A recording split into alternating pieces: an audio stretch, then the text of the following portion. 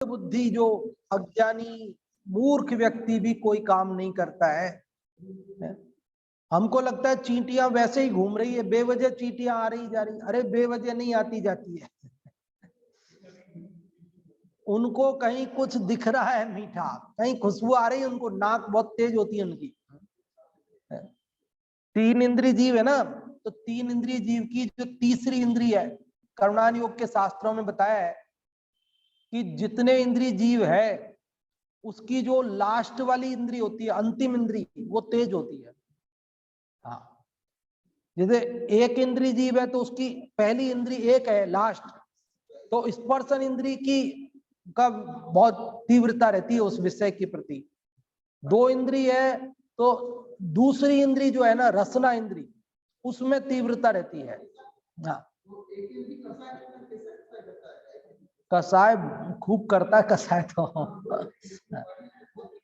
वो बाहर से वाणी नहीं है उसके पास, इसलिए बाहर से प्रकट नहीं होती, हमको दिखती नहीं है, ले अंदर में कसाय तो पूरी है, अनंतानुबंधी है, इसलिए एकेंद्रीय जीव को भी कसाय तो पूरी है। एक इंद्रिय जीव से दो इंद्रिय जीव, उसमें दूसरी इंद्रिय की प्रबलता रहती है, तीसरी इंद्रिय तो उसकी तीसरी इंद्रिय प्रबल रहती है, चार इंद्रिय जीवों में चौथी इंद्रिय प्रबल रहती है, पांच इंद्रिय जीवों में पांचवी इंद्रिय प्रबल रहती है। कि फिर हम कितने इंद्रिय, हमारे कौन सी प्रबल होती है? हम 6 इंद्रिय जीव हैं, इसलिए इसलिए हमारे छठी इंद्रिय प्रबल रहती है।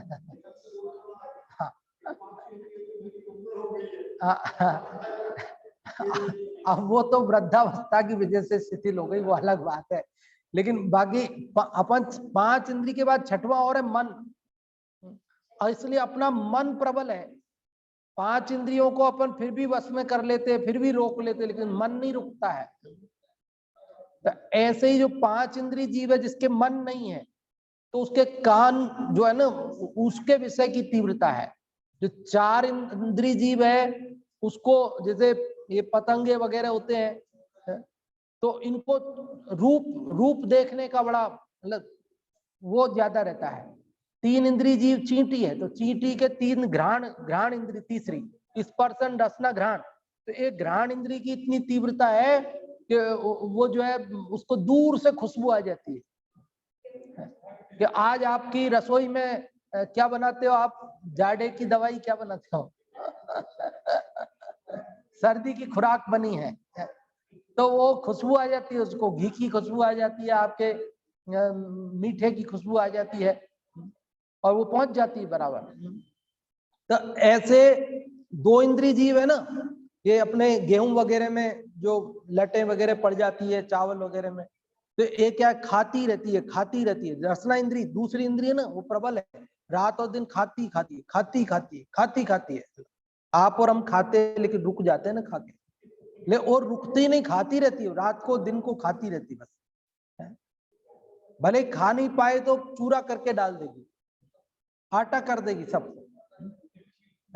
बिना चक्की पे पिसवाए ही सब पीस देगी आपके गेहूं। और जो ऐसे एक इंद्रिय जीव है ना, उसको एक इंद्रिय पहली स्पर्शन इंद्रिय के विषय की तीव्रता रहती है। अब दिखती तो नहीं है उसकी, काम भाव उसका जो स्पर्शन इंद्रिय का विषय है वो आपको नजर नहीं आता, पर वो उसमें रहती तीव्रता है। इस बात को मनोवैज्ञानिकों ने भी सिद्ध किया है, लौकिक मनोवैज्ञानिकों ने भी। मनोविज्ञान में जो पढ़ाया जाता है वहां पे वो उदाहरण देकर बताते हैं कि इनमें भी किस प्रकार स्पर्शन इंद्रिय की जो पाई जाती है वासना, कि वो बेल होती है ना, तो पेड़ों से लिपट जाती है। तो बोले क्यों लिपट गई? क्योंकि है ना एक इंद्रिय स्पर्शन करने का भाव है, तो वो स्पर्श करती हुई लिपट जाती है उससे। तो ऐसे, और पेड़ गिरता है तो वो भी गिर जाती है, उसके साथ में वो भी मर जाती है। ऐसा मतलब जो जितने इंद्रिय जीव है उसका अंतिम इंद्रिय जो है वो प्रबल होती है। तो चींटी की तीसरी इंद्रिय प्रबल होती है ना, तो हम कह रहे चींटी बेवजह घूम रही, अब बेवजह नहीं घूम रही, उसको कहीं कुछ वजह दिख रही है, बिना वजह नहीं है वो। तो ये हम भी बेवजह शास्त्र तो नहीं पढ़ेंगे, ये मोक्ष पाउड पढ़ेंगे तो कोई तो वजह होनी चाहिए कि क्या लाभ होगा हमको, ये पढ़ने से क्या फायदा होगा। तो आचार्य कुंकुन देव कहते हैं एवं जीर्ण पण्णतम मोक्षस्य पाहुडम सुभातीये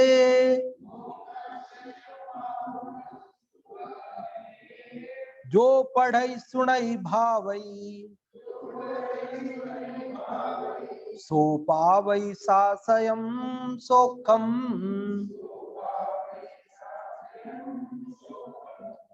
एवं जीर्ण पण्णतम मोक्षस्य पाहुडम सुभातीये जो पढ़ई सुनई भावई सो पावई सासयम सोखम। अभी इसका संस्कृत छाया और हिंदी पद्यानुवाद भी पढ़ते हैं। एवं जिन प्रज्ञप्तम मोक्षस्य च प्राभृतम सुभक्त्या यह पठति शृणोति भावयति सह प्राप्नोति शाश्वतम सौख्यम। जिन वर कथित यह मोक्ष पाहुड जो पुरुष अति प्रीति से अध्ययन करें भावे सुने वे परम सुख को प्राप्त हो। क्या कह रहे आचार्य कुंकुन देव इस मोक्ष पाउड के का फल क्या कह रहे हैं?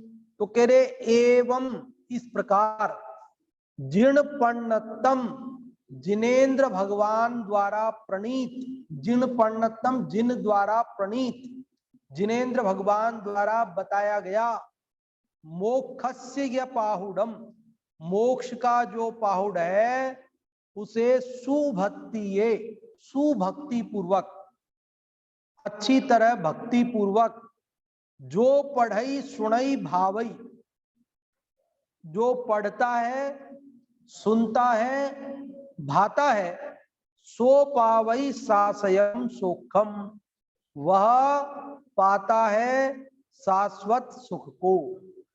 समझ में आया? हाँ।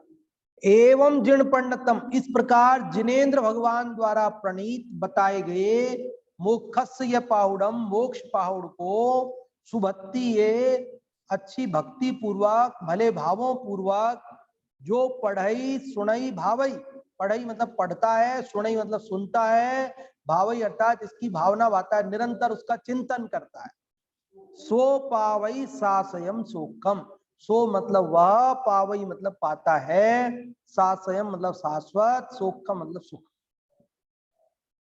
तो इस गाथा में उन्होंने इसका फल क्या बताया? सासयम सोखम। इस मोक्ष पाहुड का फल बताया गया है शाश्वत सुख। क्या सुख क्षणिक नहीं शाश्वत, जिस सुख का फिर कभी नाश नहीं हो ऐसा सुख। हम बाजार में कैसी वस्तु खरीदना पसंद करते हैं? आज लेके जाओ कल टूट जाएगी कल खराब हो जाएगी ऐसी वस्तु है? कैसी वस्तु लाना पसंद करोगे आप? टिकाऊ। दादा खरीदे पोता बरते ऐसी वस्तु खरीदना पसंद करते हैं। दादाजी खरीदे और पोता भी काम में लेवे खराब ही नहीं होवे ऐसी चीज लावे 3 पीढ़ी तक तो चले कम से कम। दादा काम में लेवे बेटा काम में लेवे पोता काम में लेवे 3 पीढ़ी तक तो चले ऐसी चीज लेना पसंद करते हैं। और सुख कैसा चाहते हैं? सुख कैसा चाहते हैं? सुख तो ऐसा चाहते हैं कि साहब बढ़िया कपड़े कितने दिन सुख देते हैं? बढ़िया कपड़े कितने दिन सुख देते हैं? 2-4 बार पहन लो उसके बाद सुख आता है उनको पहनने पे। पहली बार भले थोड़ी अनुभूति होती होगी सुख की वो भी मिथ्या अनुभूति है, मतलब आभास है, वो भी सुखाभास है, पर वो सुखाभास भी बार बार नहीं आता। अगर आपके पसंद का कोई भोजन हो, कोई पसंद की डाइट हो ना, तो वो कितनी बार आपको सुख का अनुभव देगी, कितनी देर सुख की अनुभूति कराएगी। कोई गहना हो, आपने सोने का क्या हीरे का खरीदा हो, तो कितनी बार वो सुखानुभूति कराएगा। एक दो चार बार पहन लिया, फिर सबने देख लिया, आपके स्टेटस पे डल गया अब तो सबने देख लिया इसको, अब तो सबने देख लिया अब आनंद नहीं आता उसको पहनने में। क्या स्वरूप है, कोई भी चीज आपको लोग, लेकिन ऐसे सुख के पीछे भाग रहे हैं हम, जो सुख कैसा है, टेम्परेरी है ही नहीं सुख। पहली बात तो वो सुख ही नहीं है, लेकिन सुख की जो आभास होता है वो भी टेम्परेरी थोड़ा। लेकिन इस मोक्ष पाउड के पढ़ने से कैसा सुख मिलता है, सासयम सुखम, शाश्वत सुख मिलता है, ऐसा सुख जो कभी नष्ट नहीं होता। और ये शाश्वत सुख जो मिलता है वो इस शास्त्र को केवल पढ़ने से मिलता है क्या? क्योंकि कितने ही लोग पढ़े लिखे नहीं होते थे, आजकल तो खैर गली गली में MA BA इनकी तो कोई कीमत ही नहीं है इनकी तो कोई कीमत ही नहीं रही ना अभी तो। लेकिन पहले तो कोई एकाध पढ़ा लिखा होता था मुश्किल से, तो वो पढ़ के सुनाता था, दूसरे लोग बेचारे पढ़ नहीं पाते थे, तो बोले पढ़ने वाले को ही मिलेगा शाश्वत सुख, सुनने वाले को नहीं मिलेगा क्या? तो बोले नहीं, आप पढ़े लिखे नहीं हो कोई बात नहीं, आपको कोई सुनाए आप सुन लेना, तो सुनने से भी मिलेगा। अच्छा, तो हम पढ़ लेंगे अथवा सुन लेंगे उससे मिल जाएगा? तो कहते केवल पढ़ने और केवल सुनने से भी नहीं, बल्कि भावई, मतलब निरंतर उसकी भावना, निरंतर उसका चिंतन, उस रूप परिणमन, उसे शाश्वत सुख की प्राप्ति होगी। तो जब परिणमन से होगी ना, पढ़ने से तो नहीं होगी, केवल पढ़ने से, केवल सुनने से तो नहीं होगी।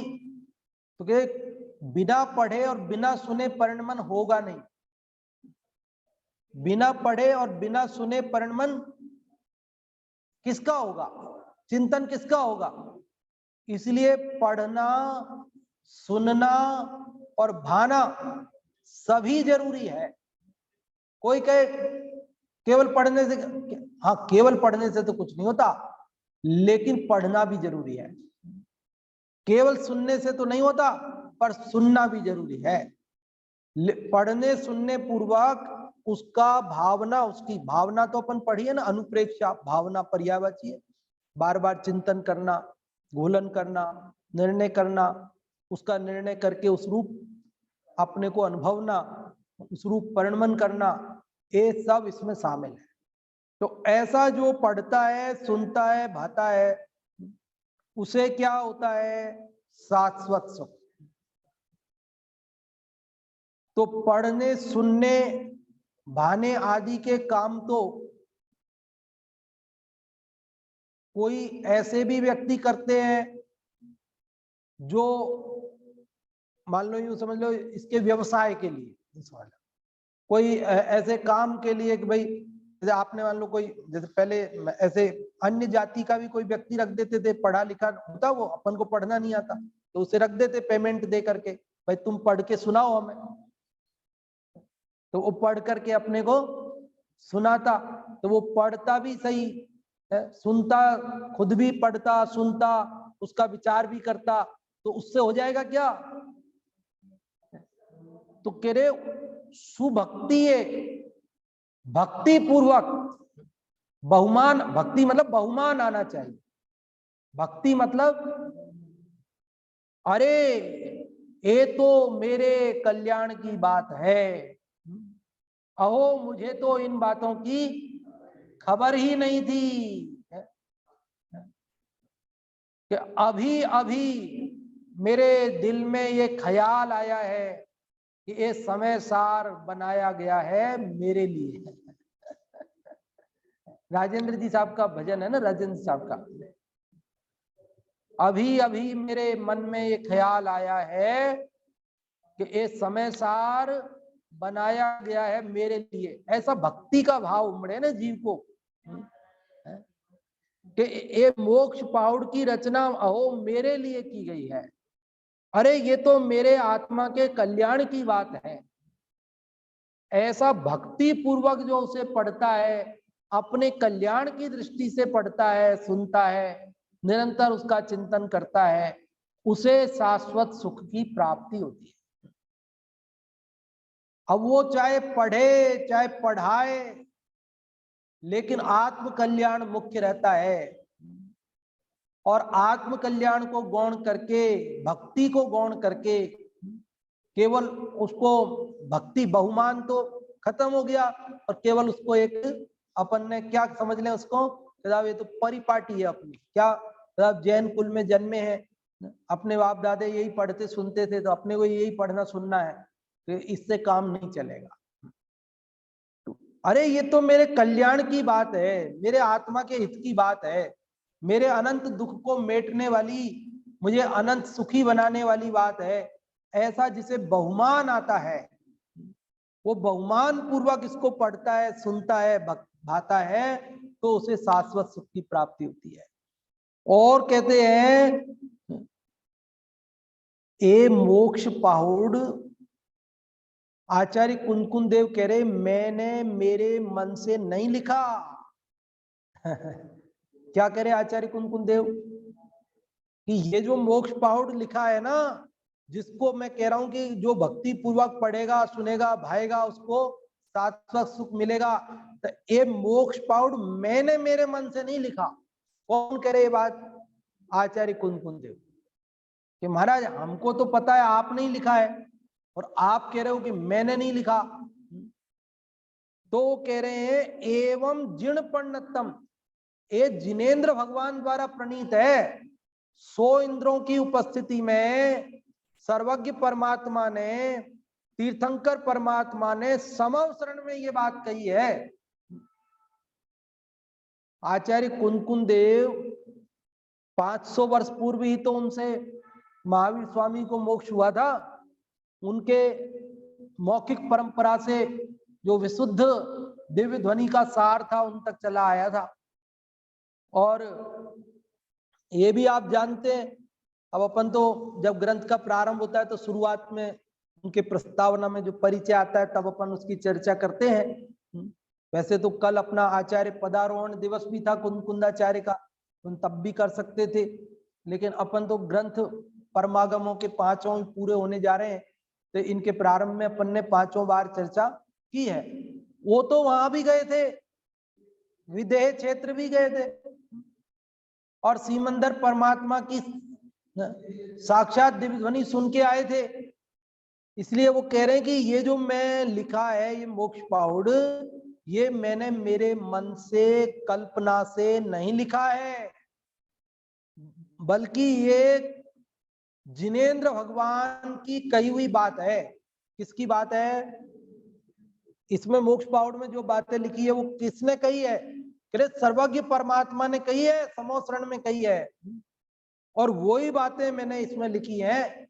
और आप यदि इसका भक्ति पूर्वक पठन करोगे, श्रवण करोगे, उनकी भावना भाओगे, चिंतन करोगे, लाभ लोगे, तो निश्चित आप शाश्वत सुख प्राप्त करोगे। अब आप में ये लगता होगा या 3 शब्द है, पढ़ना, सुनना और भाना। तो पढ़ने से भी होता है काम काफी कुछ, आगे नहीं करे तो भी होता है, पढ़ के सुन के भावे परिणमन करे तब तो काम होता ही है, लेकिन पढ़ने मात्र से असंख्यात कर्मों की निर्जरा होती है, आगे नहीं करे तो भी।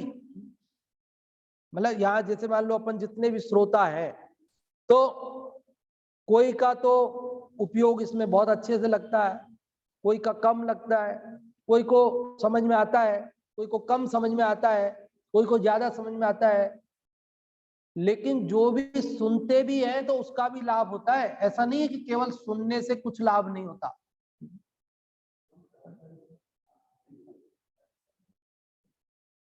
ये शब्दों के उच्चारण मात्र से भी बहुत लाभ होता है।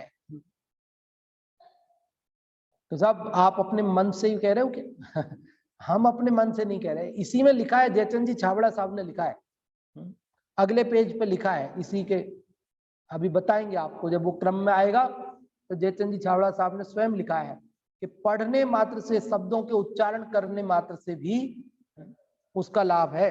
देखो, लेकिन अपने को आगे बढ़ना है, वहीं तक संतुष्ट नहीं होना है कि अब हो गया ना, बस पढ़ने से ही लाभ हो गया, सुनने से ही हो गया, तो वहां रुकना नहीं है। वो बहुत अल्प लाभ है, हमें तो पूर्ण लाभ चाहिए, और वो पूर्ण लाभ तो पूर्ण कार्य करने पर ही प्राप्त होगा। देखो इसका अर्थ पढ़ते हैं।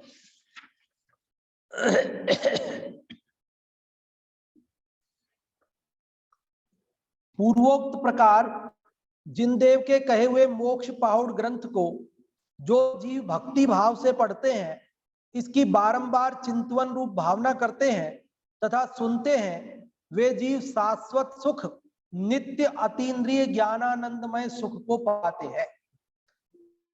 प्रकार, पूर्वोक्त प्रकार मतलब 105 गाथाओं में इसके पूर्व जो बताया उसको, जिनदेव के कहे हुए मोक्ष पाहुड़ ग्रंथ को किसने कहा? ये अस्य मूल ग्रंथ कर्तारः श्री सर्वज्ञ देवः। प्रत्येक मंगलाचरण करते हैं ना प्रत्येक वक्ता, तो ये बात बोलते हैं कि नहीं बोलते हैं? क्या बात बोलते हैं? अस्य मूल ग्रंथ कर्तारः श्री सर्वज्ञ देवः। तो कौन है इसके मूल ग्रंथ कर्ता?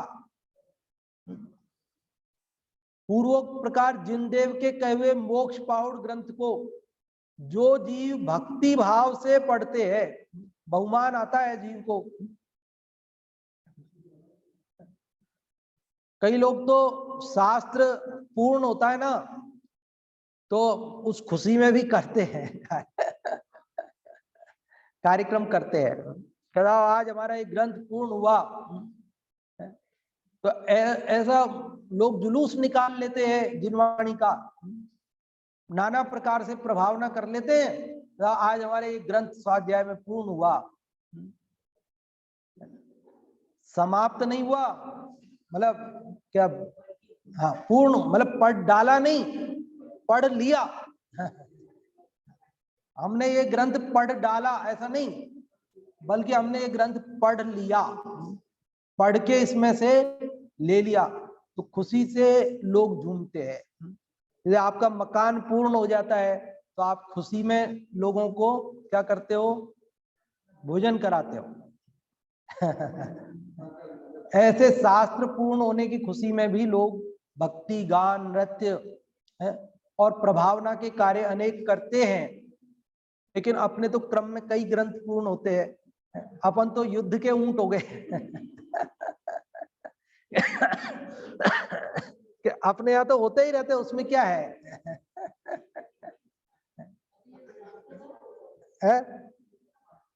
ये तो 8 शास्त्र है, 8 शास्त्र है। तो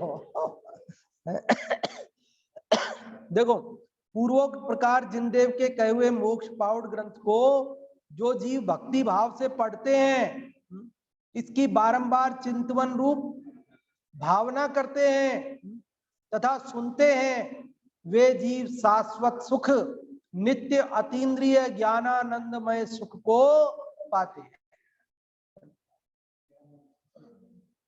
वो जो प्रभावना करते हैं ना, तो उसका ये लाभ होता है। अच्छा, आपने ग्रंथ पढ़ लिया, तो जो लोग नहीं सुन पाए, नहीं पढ़ पाए, नहीं आ पाए ना, तो उनको पता लगता है अच्छा अब नया शुरू होने वाला है, चलो अब कल से हम आएंगे। हम ये तो नहीं सुन पाए, लेकिन अगला शुरू होगा ना अब कल से, तो अपन अब कल से नए वाले में हम आएंगे।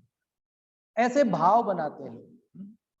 और कदाचित नहीं भी आ पाते, कई लोग व्यस्ततावश नहीं आ पाते, लेकिन उनके भाव बनते हैं कि हम भी जाएंगे, हम भी लाभ लेंगे, हम भी उसको पढ़ेंगे, ऐसे पढ़ना, मतलब उसका कोई एक यूं कोई दिखावा करना उद्देश्य नहीं है, लेकिन अनेक जीवों को उससे प्रेरणा प्राप्त होती। वो चरणान योग सूचक चूलिका में प्रवचन सार में बताया ना कि जब कोई दीक्षा लेने जाता है, जब कोई जीव दीक्षा लेने जाता है, मुनि दीक्षा लेने जाता है, तो वो अपने माता से, अपनी माता से, अपने पिता से, अपने भाई से, बहन से, उनसे सबसे क्या करता है, आज्ञा लेता है, अनुमति लेता है। अब मैं आपसे पूछता हूं, मान लो कोई माता अनुमति नहीं देवे,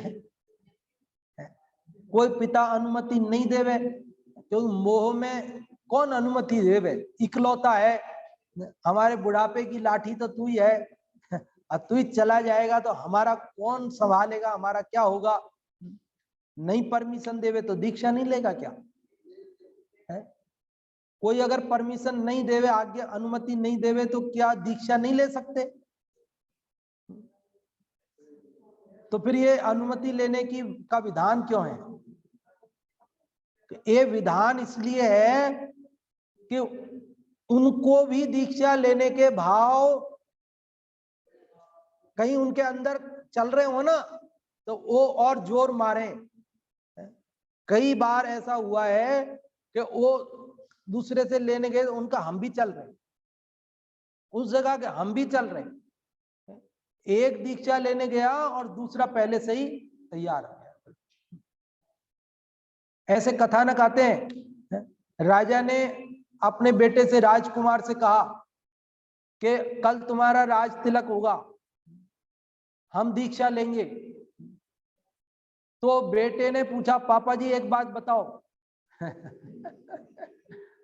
आप ये राज हमको दे रहे हो, तो ये राज अच्छा है कि बुरा है, ये बताओ आप। ये राज जो हमको दे रहे हो, आप राज तिलक कर रहे हो ना, राजा बना रहे हो, तो ये राज करना, राजपद, ये राजा बनना ये अच्छा है कि बुरा है? अगर ये अच्छा है आप बोलोगे, तो आप क्यों छोड़ रहे हो? करो ना, आप राजपद करो, आप बने रहो राजा, अच्छा है तो। और यदि बुरा है तो आप अपने प्रिय पुत्र को बुरी चीज दे के जा रहे हो।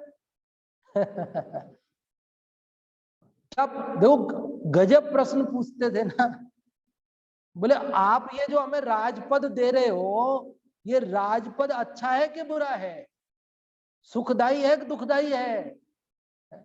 यदि अच्छा है, सुखदाई है, तो आप करो, आप क्यों छोड़ के जाते हो? और यदि ये दुखदाई है, बुरा है, तो हमें क्यों फंसाते हो?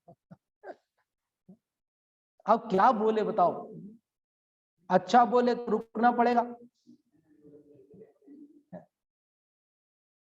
और बुरा है इसलिए तो छोड़ रहे। तो उनका भाई है तो दुखदाई, है तो बुरा, तो बोले है तो दुखदाई, है तो बुरा, तो हम नहीं लेंगे। हम भी जाएंगे आपके साथ दीक्षा लेकर। बोलो। तो जो बहू उस थी ना, उसके पेट में बच्चा था, गर्भ में, तो उसके पेट पे तिलक करके कि जो भी होगा ना वो यहाँ का राजा होगा, ऐसा राज तिलक करके और चले गए, दोनों चले गए। तो ऐसा जीवों को एक दूसरे को वो प्रभावना का ये होता है कि एक दूसरे को क्या मिलता है, प्रोत्साहन मिलता है, प्रेरणा मिलती है एक दूसरे को, ये होता है उसमें। क्या कह रहे, पूर्वोक्त प्रकार जिनदेव के कहे हुए मोक्ष पाहुड़ ग्रंथ को जो जीव भक्ति भाव से पढ़ते हैं, इसकी बारंबार चिंतन रूप भावना करते हैं तथा सुनते हैं, वे जीव शाश्वत सुख, नित्य अतीन्द्रिय ज्ञानानंदमय सुख को पाते हैं। वहां जो शाश्वत सुख मूल गाथा में शब्द था, तो यहाँ पर जयचंद जी छाबड़ा ने उसके शाश्वत सुख को और खुलासा करने के लिए दूसरा शब्द और रखा, नित्य अतीन्द्रिय ज्ञानानंदमय सुख। तो शाश्वत का पर्यायवाची हो गया नित्य, और सुख के एक विशेषण और लगा दिया उन्होंने, अतीन्द्रिय। क्योंकि इंद्रिय सुख से हम परिचित हैं, अतीन्द्रिय सुख के बारे में हमको पता नहीं है, अनुभव नहीं है, तो कहीं हम इंद्रिय सुख को ही कल्पना करें, इसलिए उन्होंने कहा अतीन्द्रिय। और ज्ञानानंदमय, विषयानंद वाला नहीं, ज्ञानानंदमय सुख को पाते हैं। भावार्थ पढ़ते हैं। मोक्ष पाउड में मोक्ष और मोक्ष के कारण का स्वरूप कहा है। क्या क्या बातें कही है? मोक्ष और मोक्ष का कारण, कि मोक्ष कैसा है और मोक्ष का कारण मतलब उपाय क्या है, दो बातें बताई है। और जो मोक्ष के कारण का स्वरूप इस अन्य प्रकार मानते हैं उनका निषेध किया है। और जो मोक्ष के कारण दोनों का स्वरूप जो अन्यथा मानते हैं उसका निषेध किया है। इसलिए इस ग्रंथ के पढ़ने सुनने से उसके यथार्थ स्वरूप का ज्ञान, श्रद्धा, आचरण होता है। किसका?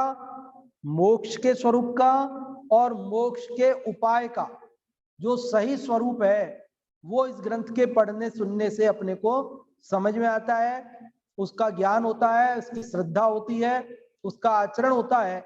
उससे क्या होता है कि उससे कर्म का नाश होता है और इसकी बारंबार भावना करने से उसमें दृढ़ श्रद्धा, दृढ़ होकर एकाग्र ध्यान की सामर्थ्य होती है।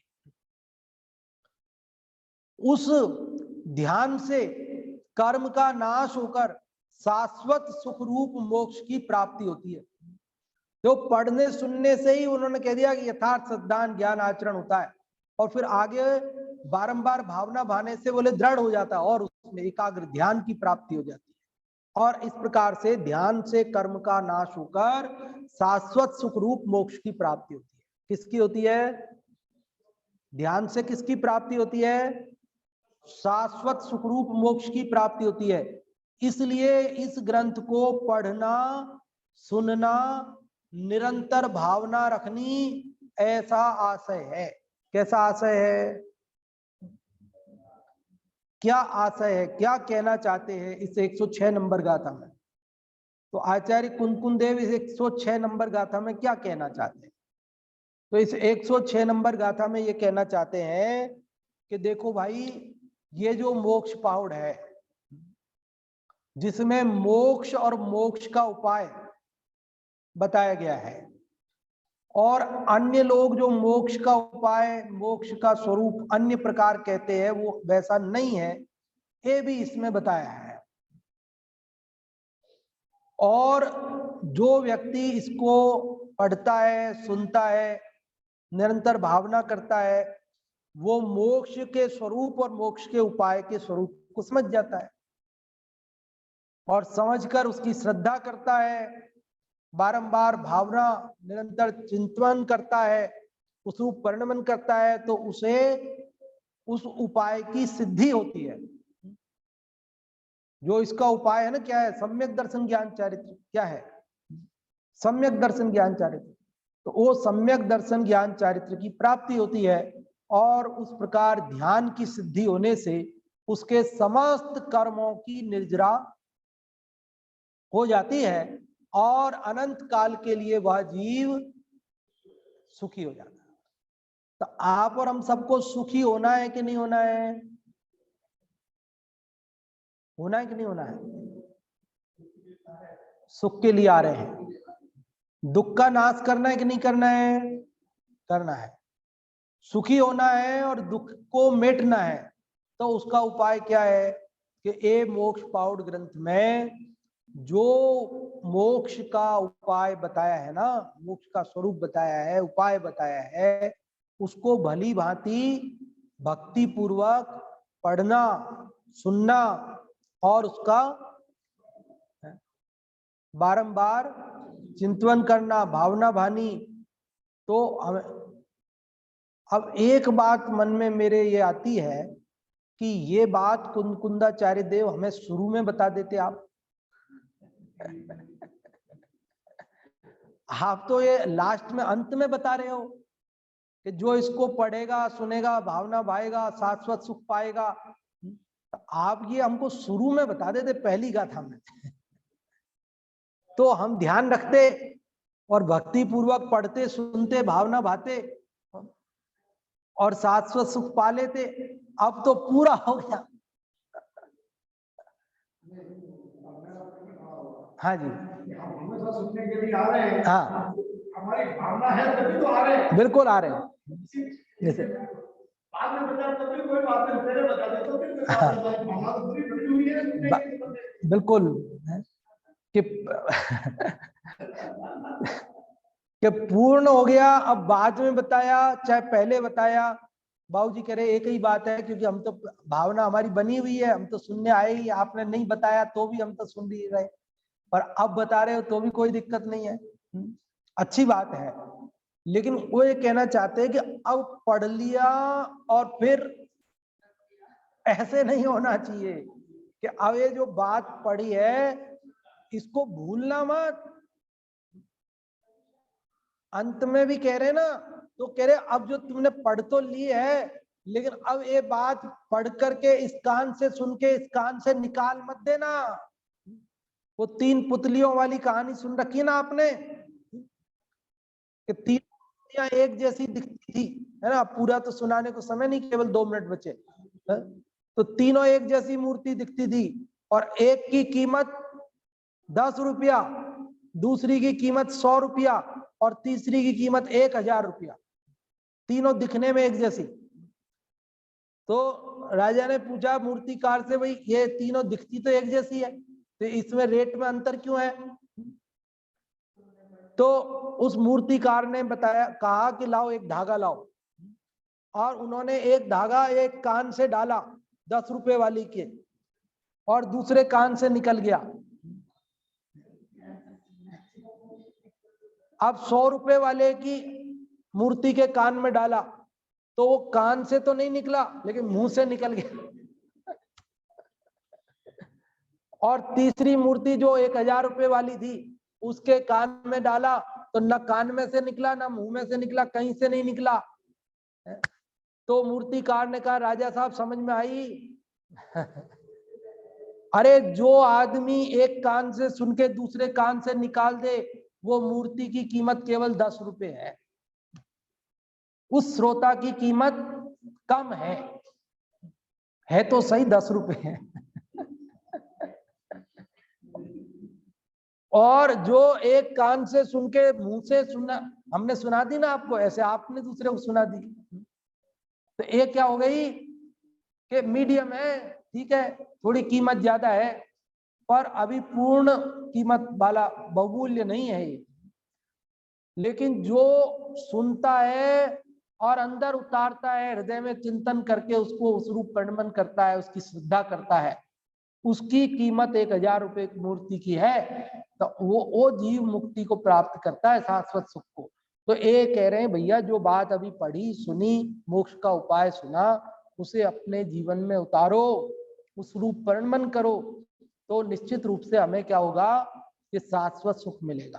तो आज अपन ने मोक्ष पाउड़ की 106 नंबर की गाथा पढ़ी, और ये मोक्ष पाउड़ वैसे तो पूरा हो गया, लेकिन अपन जो पढ़ रहे हैं ये जयचंद जी छाबड़ा की का भावार्थ अर्थ वाला साथ में पढ़ रहे हैं।